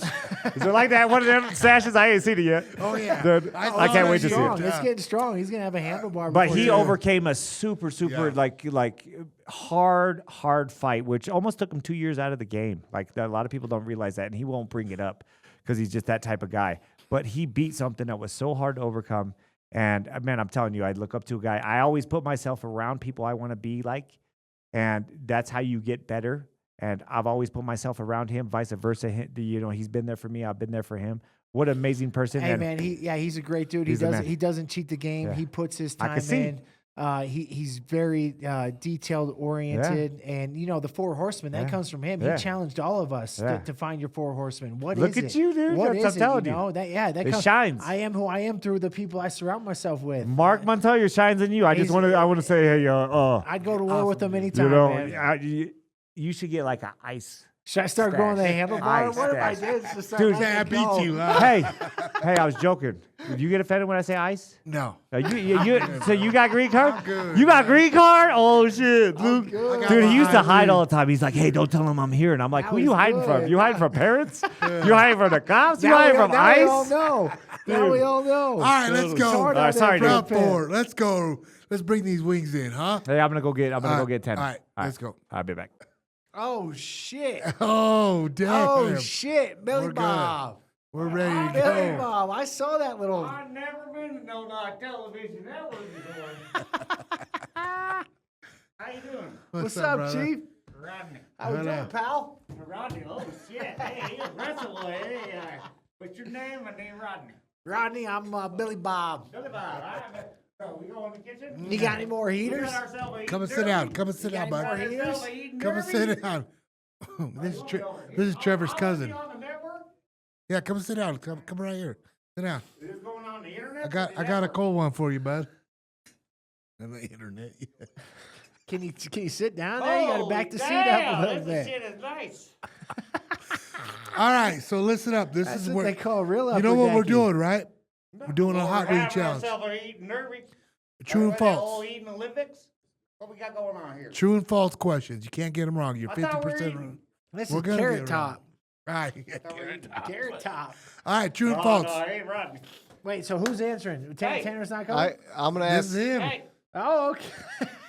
hey, I introduced myself to you. You gonna introduce me? Okay. Are we on here to network? Hey, could you put the headphones on? Thought you guys were listening to Travis Tritt or something over there. All right, then you just Holy speak in shit, the I mic. can hear you. Yeah, that's cool, huh? Technology, hell of a Game drug, huh? changer. What do you want me to do with this? All I right, ain't so we coming just here for talking no this. sexual pleasure. Just got this rod up in my face. All right, this is the round 4 championship round, the wing challenge. Hey, you True ain't and gonna false. introduce me? All right, well, go ahead, explain Well, yourself. I'm gonna tell you a little bit about myself. This is my first time being on the internet, so tell you what with the holy shit. My name is Ravi Rodney. They call me Rodney, but I like to have my my last name be my first name, so deal with it. I'm a business owner. Oh, yeah? What kind is that? What is that? Well, it's a muffler and tire shop. It's called Muffin Rubbers. Check us out, Commerce City. That's where my palace is. I got myself one of them mobile homes. I got 2 on 116. Double wide? I took 2. I took both of them things. I welded them bitches together. Got myself a dual flex. Well, I'll tell you what. I'm married. I'm divorced. She still lives with me. And I got a lot of kids. Don't know how many. And I appreciate you having me on the show here. well, What was it? welcome. Lucy? Welcome. Your name Lucy? I'm Luke. And what's your name? Bobby Lucy. Bill? Billy Bob. Billy Bob. Billy Bob. Jeez. All right. Holy shit, I got loud there for a second. All right. Who let him in? All right. Are we ready? Yeah, Ready. yeah, All my, right. my cousin So- Trevor did. Don't tell you. I heard this is his place. This is a performance place. Yep. This We're is about to perform, baby. This is where they get the preparation done. Is this where you get preparation H Preparation done? H. All right. Sorry, no more distractions. So this is how this is going to work. If you get the answer wrong, you got to eat a wing. 1 through 4, there's going to be hot, or there's going to be mild, somewhat mild, hot, and extremely hot. And it's your choice. I'm sweating. You got to pick your fate. You got to pick your fate, bub. All right? Don't get You the said hot? questions. Oh, you like hot? No, I eat anything. I'm like a human garbage disposal. You remind me of Cousin Eddie, bro. Holy shit. All right. Dude, In these fact, seats are I have nice. a cousin Eddie. Yeah. Cousin Eddie? I got 3 of them. Hey, T. Or, You ready? yeah, Terrence, let's go. All right. First one. Ketchup was once sold as a medicine. False. False. False. Ooh. It's true. In the 1830s. Oh, my God. We're going to start out Yeah, with Let's that. hear it. In So the what's this mean? in the 1830s, it was used to treat indigestion. Are you Ketchup? kidding me? Yep. This is going to give me indigestion right Dude, now. indigestion, I use that shit for salsa. All right. That's What my number you salsa's want? ketchup. I'm going with 4. Give me number 4. We pick a number? That better be. Hey, are they all the same? No, you're sticking with it though. That was 4. You got to eat 4 wings. You No, didn't, you one didn't just wing. change it on me. That was number 4, right? Oh, so it Oh. don't matter what number I pick. It's going No, to no, change. no. So, I'm so what's the fucked. numbers? There's All right. levels? Yep. Well, you'll get a 4. they don't matter now. She's just gonna grab and give whatever she wants. So I think we're all fucked. What are you picking, Luke? I'll do number 2 because I know I'm going to have to do number 2. She just grabbed number 4 again. All right. All right. Here we go. Bring him over. What number you want to get there, oh boy? Numbers? Give me whatever you got. All right. Get him one of those. Plus a pork chop.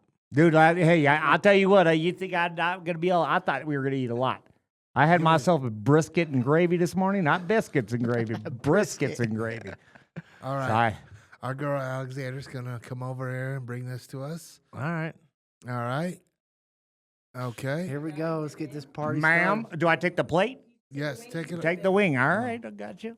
Dip your sauce. Oh, God. There's a little dab.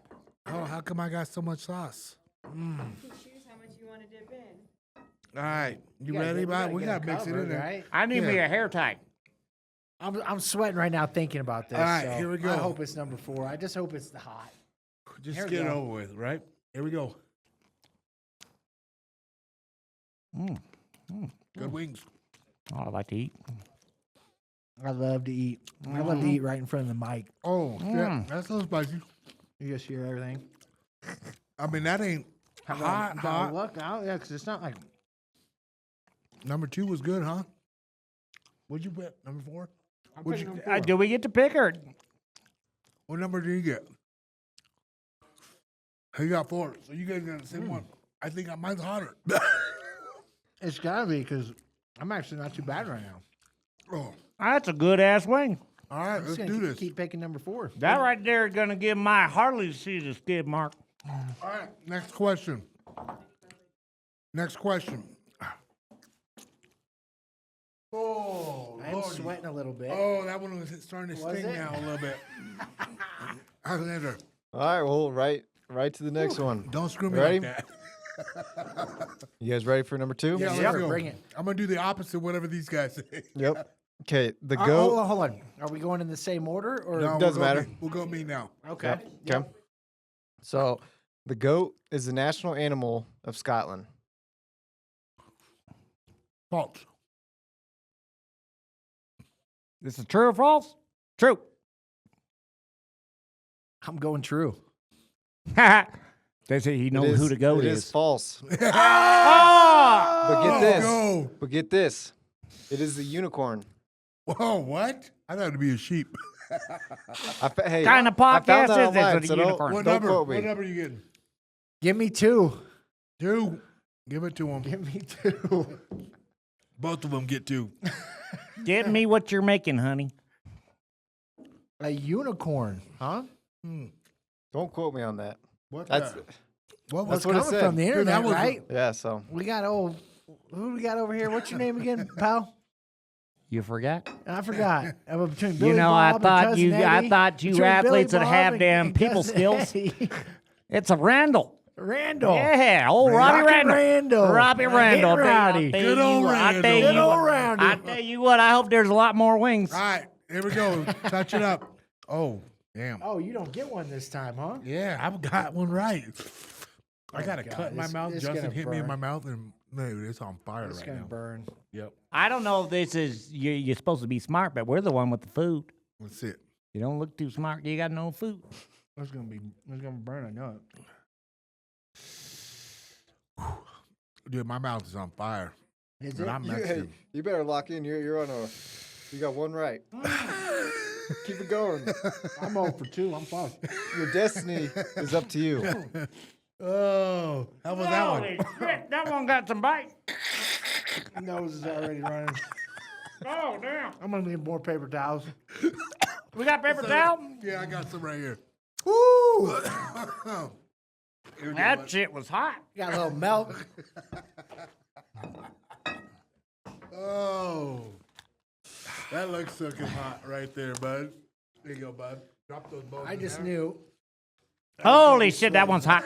that's hot as fuck. That one's hot. I'm so God glad. damn. I ain't checked the calendar, but damn, I think I might be having that time of the month. That shit getting in my guts already. Holy shit, that shit's burning. Oh, it's burning bad. All right, here we go. All right. next. On to the next one. Rockin' Randall, you got her. Yep. Starting with you. All right. It takes a sloth 2 weeks to digest a meal. Holy shit, that's one of them slow ones, huh? Yep. I mean, shit, I'm gonna digest this shit in about 4 minutes. I'm about to give my damn socks a skid mark on these damn things. I tell you what, I'd say that's probably true. Them shits are slow. I think true as well. I'm gonna say false. It is true.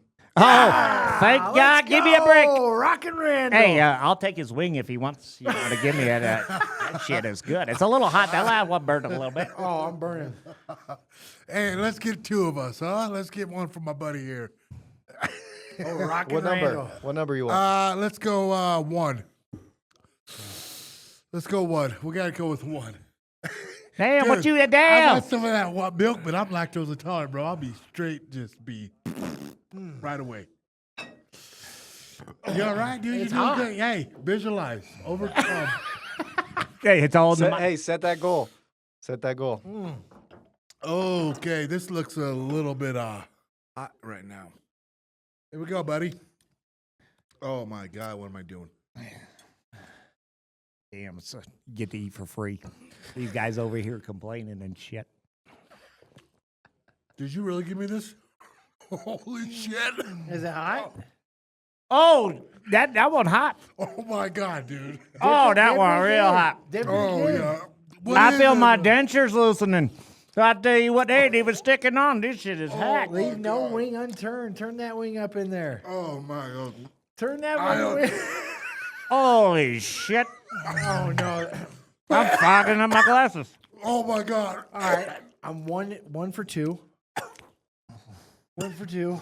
Oh, Lord, that shit is hot. Just gotta get through a couple. Do more. we have to eat the whole shit? Just gotta get through a couple more. Oh, Lord, send me a prayer and I'll Get say that it. out of here! Oh my God!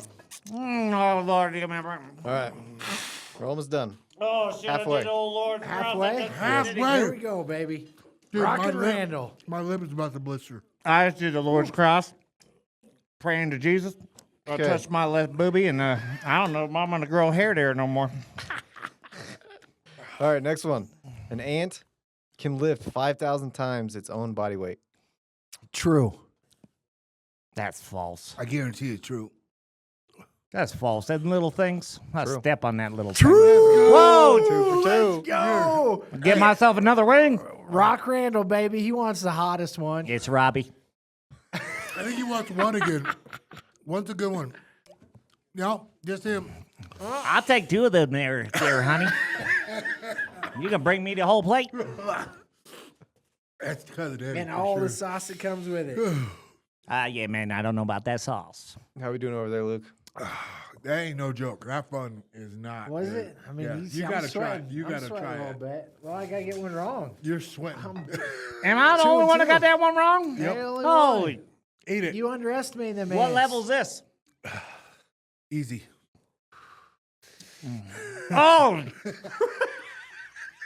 I don't know if I'm going to finish this one. Holy shit. Oh, damn. Hey, there is to make you guys feel better. There's 2 God. sauces hotter than. I don't know hottest who's one. talking right now. You Are need you to shut up. kidding me? I do not want no Is distraction. that still yet to come if we get it wrong? Yeah. Oh, my God. There's hotter than this? Did it have good flavor? Did it have good flavor? It wasn't bad. Probably It wasn't there. bad. I'm lightheaded Oh, right yeah. now. Oh, my God. Are you? Okay, ready for the next one? Yeah. I ain't even done yet. I'm just, shit is hot. Roll it up. I got to eat the whole shit. Oh, Ready. oh my God. I got Ready. All right, All right. next Oh, my God. one. Start with McDonald's. Luke. McDonald's once created bubblegum flavored broccoli. I'm gonna say false. He's sweating. I can't even talk right now. I'm choking. My throat locking up.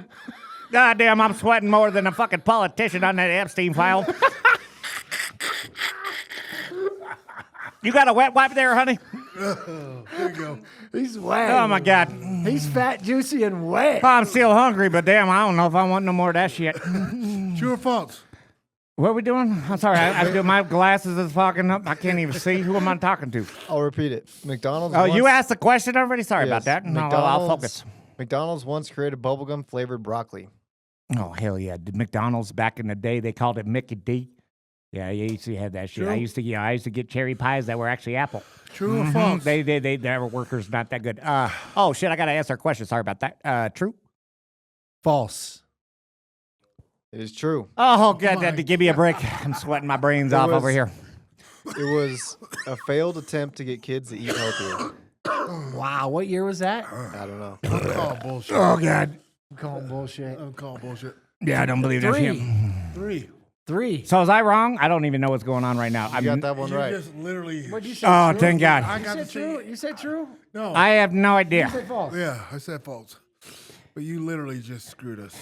Because Is 3 the worst? I think so. Oh, baby. see if I can get through this without getting. How many more we have of this? Let's go. 2 more. Oh, you can tell more just by after the this one. color of this one. I'm screwed. You don't feel like you have to do a lot. He's You a guys have racist. already- He's worried about the color. Just dab. Oh, Dab? you can smell it. This one's gonna Just a rock dab. me. Just a dab. This one's gonna Really? rock me. Yeah. Not bad. Whoa, dude, this is. Oh my god. I'm telling you, the last one I had, that shit was hot. That shit was like karma. That shit was hotter than that Karma Electra. I tell you what, We didn't get the same one. you ain't get to say. Same numbers there, You there, give us dog. an easier one. Well, I've been nothing but nice to you. What number was it? Dunked it a few times here. What is wrong with you? Oh, I'm done. Hey, Wait. Oh, We got you 2 ain't more. gonna eat the whole wing? We got 2 more. We'll go dude, through it quick. Okay, hey, I'll give you $100. You tell me true or false. Seriously, I can't do no more. I was My scared my for that tongue one. is blistering. I swear I can feel it. Bro, I love hot food. I don't mind sweating, but I gotta blow my nose and I gotta wipe the sweat off. I don't even know how you guys are talking right now. All right, My next lips is one. blistered. Next All right, one. ready? China has the longest coastline in the world. That's you there, Randall. True. That's a big ass place. True. yeah, you trust that old Randall over here, do you? I did. That day you he It is started to false. Oh damn! Good. I started to get hungry at that I was break. gonna say false. Watching you guys lick your chops and shit. Why would you listen Well, to Randall him? said that's a big ass place, and I'm like, you're right. It is. You don't listen to me. I'm hungry. It's false. The winner is Canada with the 151,000 miles. Oh, yeah. Wow. You All right, what you number? look Canadian. Oh, I'm fucked. I haven't done 2. I guess 2. I'll Give take it to 7. Oh no. No, that Give one me does 7. not Oh look no. good. The way she looked, I'm sweating right now thinking Yeah, about it. that does not the look way good. she looked Just at me. dab. Tiny dab. The way she looked at me, I'm Don't so feel like you have screwed to. Give Randall some good ones. here. I like my wings wet though, you know. So Yeah. Hey, everything's better wetter. that's right. Oh, here we go. That's oh, why, look, hey, look at Randall. Get that's My why- damn underpants is wet as shit right now. I got that butt sweat going on. Tell you what, I'm even licking on this damn foamy thing right here. Hope no one's coming back to this microphone. Oh my gosh, I'm so glad I got this one right. Last one, right? Yep. How's it going, boys? Oh, Good, huh? Good flavor? Again. I'm a man of the Lord, and I tell you what, I'm paying for my sins right now. Oh gosh. Yeah, that's hot. That's You real hot. don't have to eat the whole thing. That's real hot. That's wasting food there, partner. Dude, I'm lightheaded. I mean, I'm dripping sweat. I got dizzy as If hell, you want, I'll eat a couple. dude. Oh, To yep. make you guys feel better. Okay. You ain't having none of Yeah, mine. just I'm for gonna answering- eat just all for these. asking these stupid ass questions. You should eat all of them. I had to test all these.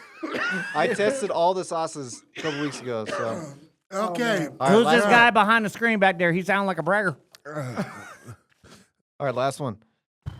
Sea otters have a favorite rock they use to break open food. False. True. I'm gonna say true. A sea twatter? What the hell did you say? Sea otter. Sea otter what? Sea otters have a favorite rock they use to break open food. I say true. False. It is true. They keep it in a pouch under their Let's arms. go. No. No. I feel like we get the bonus back over here. Did I say true? You said true. Oh, no, you said false. No, you're wrong. Oh no. Who's the true winner? The one going home full? I think My ass gonna burn for weeks, but I'm gonna be for the full one. Oh gosh, dude. My nose cannot stop running. I only have one left, so I think the number 1, right? Oh, don't do that one. We ain't tried that one yet.